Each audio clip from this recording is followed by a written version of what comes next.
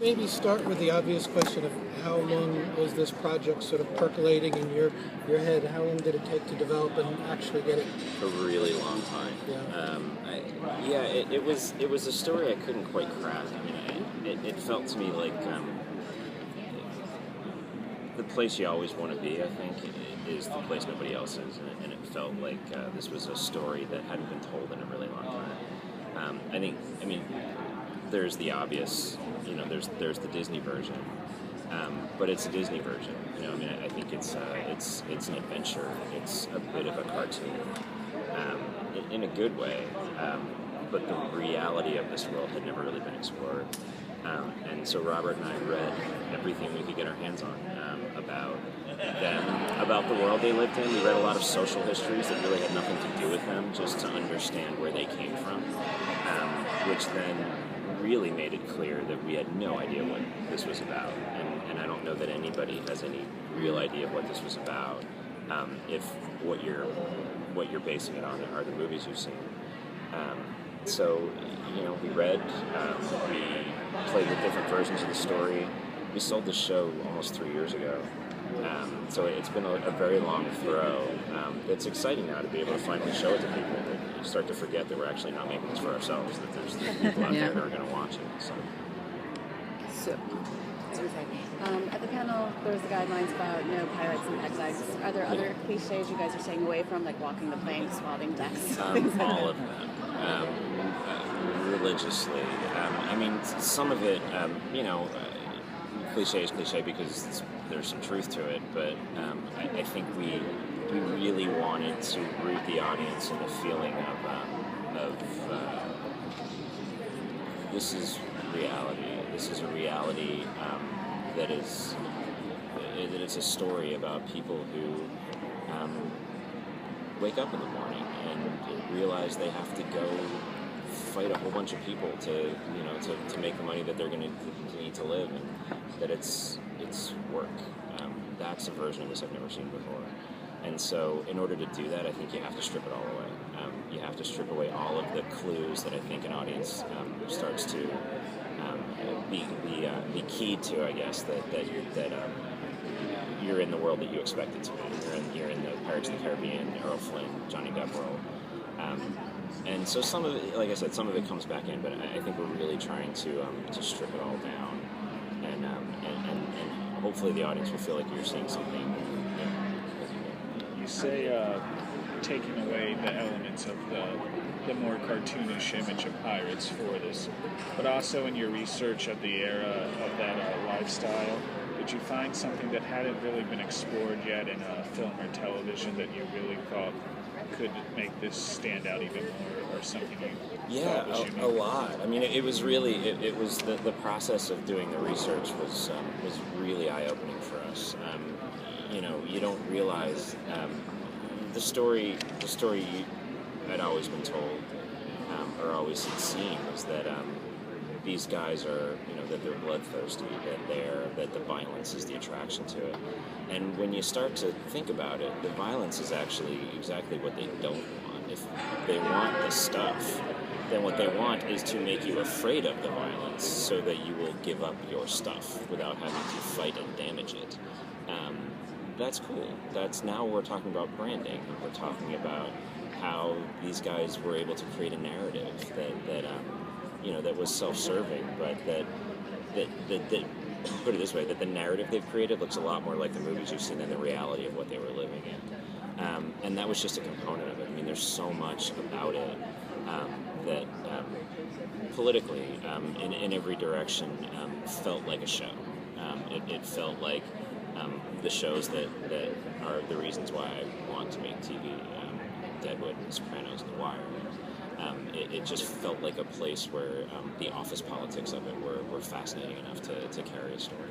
Could you take a step back, John, and maybe give us, this is terribly pedantic, but maybe give us the overall framework, sort of the premise of this series, because we were talking with some of the actors and the characters, but I was sort of interested in how this all fits together in terms of It is story. it is very loosely structured as a prequel to Treasure Island. So there is a Treasure Island mythology that runs through it in Captain Flint and John Silver and Billy Bones and other characters that are coming down the road.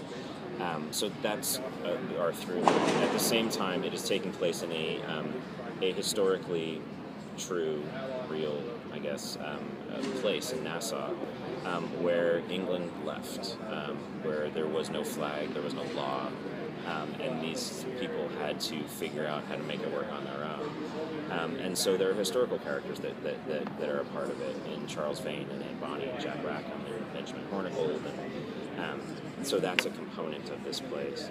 And then I think the glue, or the third piece that's keeping it all together, are characters that we've put together out of composites of other people, in Eleanor Guthrie and Max and Gates, that hopefully are keeping those two worlds working together. So, given the fact that you are kind of working with the sort of fictional world of your captain, how did you decide which of the historical figures to sort of bring in and work with, like your Charles Vane, your Calico Jack, etc.? The fun ones. I mean, you just sort of the ones that fit for the story we wanted to tell. I think there is some freedom in the moment you realize that the historical record is severely compromised in terms of what these people's lives were like. They had a motive to lie, and so did the people in London. And so, no matter where it's coming from, you kind of have to expose it to some doubt before you commit to it. Which is good, I mean, it gives us the room to be able to try to tell a story that hopefully will feel real. It probably won't necessarily match up to,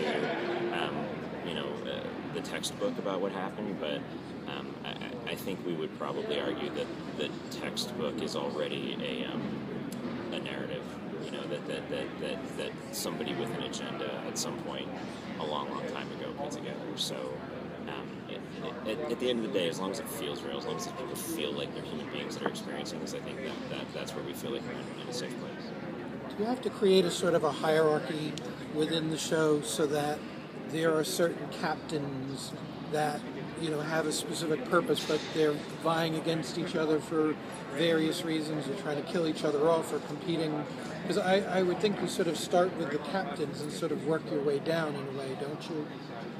Kind of, although part of what was so surprising to us is that the captains were really at the mercy of their men. That they were guys trying to corral a mob more than they were. They weren't kings on these ships, They were servants of these people, and so they're projections of the crew more than they are. Leaders of it. But yeah, I mean, I think you want the personalities, and I think you want to understand how all of these people somehow coexisted in a place, because they did. I mean, we got the question a lot early on, why don't they all kill each other? And the first answer was, I'm not sure, but they didn't. So, somehow these people figured out that they needed each other, or that they needed some part of each other in order to make this work. But how does like a Flint vary from a Vane, for example, in terms of the dynamics within your story? I think they all want something different. I mean, I think that the key, I think, to a story like this is there's never a they. There's never a they want money, or they want violence, or they want whatever. It's that everybody's there for a different reason. Some of them have political commitments and ideals. Some of them want the money. Some of them are psychopaths. I mean, it attracted that. So I think you have to service all of it and be able to understand. You can't really understand that in any one person. I think each one of these characters needs to be another piece of the puzzle to convey what this world was like. Pirates are traditionally a very male-dominated sort of world, but it sounds like from what Hannah's telling us that Eleanor's a really kind of fleshed out, very strong, powerful character. Can you tell us a little bit about how you wanted to work sort of the females in there and get some balance? I think we wanted to, as part of understanding what this world must have been like, I can't believe that there weren't women who had a role to play in it, especially in this place where there were no rules. I mean, I think the deeper you get into the frontier, the less anybody cares what you look like. I mean, I think at that point, when your survival is at stake, things become a meritocracy very quickly. And so that character for us was the portrayal of that she's driven, she is smart, and she is exploiting an opportunity that she probably wouldn't have anywhere else in the world at that point in time to have power. Both because of her birth and her connection to her father, and because of who she is, and her willingness to go toe-to-toe with these guys and to be willing to use her economic clout and her political clout as a trump to the violence that they do. In some ways, violence is scary, but not eating tomorrow is scarier, and the fact that she controls it is something that gives her a tremendous amount of influence. How long do you see this going on in an ideal world? I mean, obviously it's great news that we've already been renewed. Do you have a sort of a long-range plan for this? We do. I mean, I think these things feel healthiest to me when you have a very good sense of where you're going, but you're not entirely sure you want to get there. It has to be organic that way. I think when these things become too rigid, you start forcing things that the story doesn't want. So we know where we're going. I think we have a pretty good sense of where we're going. As we're now deep into writing season 2, we have hopefully a very good sense of what that is.